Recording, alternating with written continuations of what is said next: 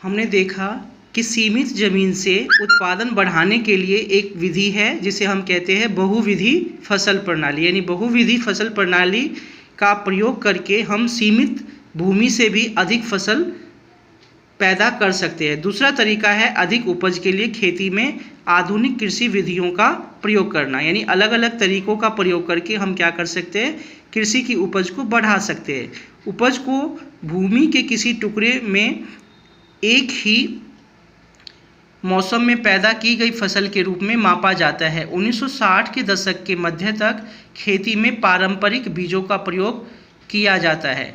अगर हम बात करें 1960 से पहले तक, तो उस समय में जो पारंपरिक बीज होते थे उन्हीं का यूज़ किया जाता था और जिसकी वजह से फसल का जो पैदावार था वो बढ़ नहीं रहा था, जिसकी उपज अपेक्षाकृत कम होती थी। परंपरागत बीजों को कम सिंचाई की आवश्यकता होती है। जो परंपरागत बीज थे, ऐसी फसलों को सिंचाई ज़्यादा करने की ज़रूरत नहीं पड़ती थी। किसान उर्वरकों के रूप में गाय के गोबर तथा दूसरी प्राकृतिक खाद का प्रयोग करते थे।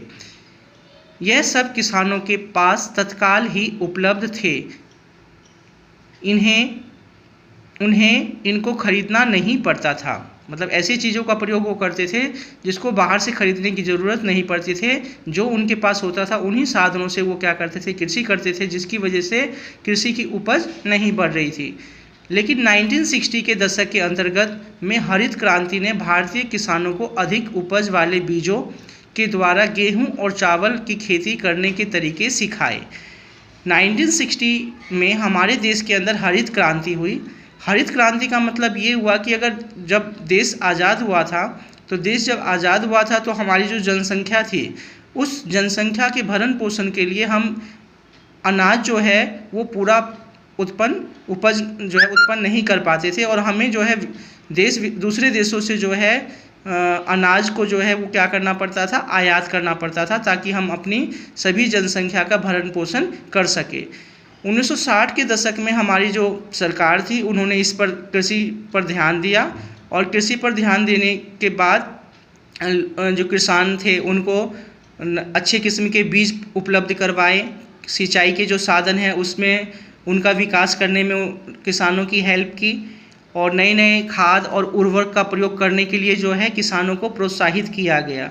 और जब किसानों ने नए किस्म के बीजों का प्रयोग किया, अच्छी सिंचाई व्यवस्था का प्रयोग किया और उर्वरक और खाद का प्रयोग किया, तो जो उपज थी अचानक से हमारे देश में बहुत ज़्यादा बढ़ गई, जिसको हम हरित क्रांति के नाम से जानते हैं।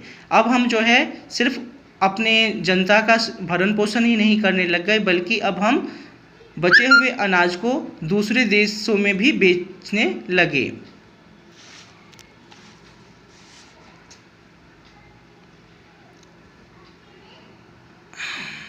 मात्रा